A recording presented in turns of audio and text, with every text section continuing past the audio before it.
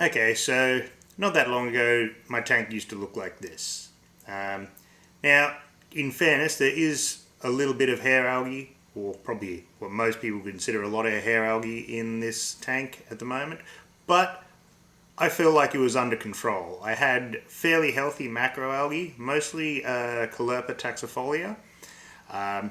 The species I had growing at the back, I'm not sure it was taxifolia. It was similar in appearance, but the leaves were a bit thinner. I didn't really get an ID on it. But I was pretty happy with how it was going. It kept my nutrients in control, and I even had a little bit of seagrass growing at the front. After a little while, though, I started to notice the hair algae starting to take over, which at the time I assumed was a result of the extra light that I'd added, and the fact that I had recently had a hole in my filter roller, meaning that I basically had no mechanical filtration for a few weeks. It was when it got to this point I decided that I needed to take some fairly drastic action.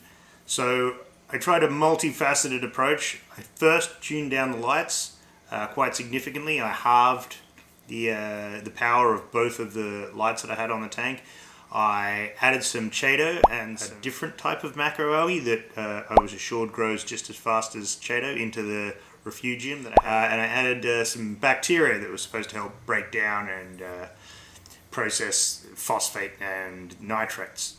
Now, after doing all this and doing 20% water changes every day for about a week, I thought I had done enough to bring my nutrients down a little bit and maybe slow the growth of the hair algae. To my surprise, when I checked with my HANA checker the phosphate, it turned out to be 2.5, which is the highest possible reading you can get on the HANA checker. So I had to go and get myself a new phosphate checker that could read up to 10 parts per million.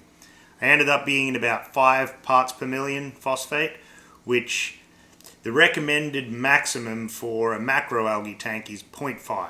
So I was about 10 times that.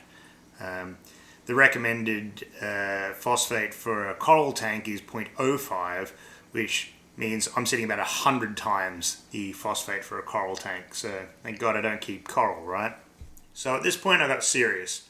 I added a whole bunch of this stuff and results straight away. Took my phosphates down from about 5 parts per million to 0. Now the only issue was keeping them that low. Despite my efforts, reducing feeding, changing to a lower phosphate type of fish food, I found that my phosphates would go from 0 up to about 1 or 2 parts per million, which is way too high, within about a week. So I had to find the source. My current theory is that because I have a very deep substrate in this tank, and I've run it without a protein skimmer for about 2 years, is the phosphate is built up in the sand.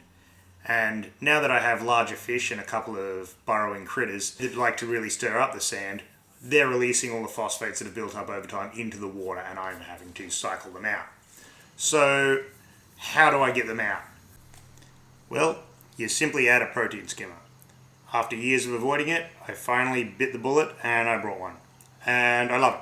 It's doing an excellent job. But I needed a way to control the algae that was already in the tank. And seeing as my last 2 urchins, Poop and Blood, both died, I needed to get a new one. So I got this guy from down the beach. He's kind of a reddy brown, so I call him Bloody Poop.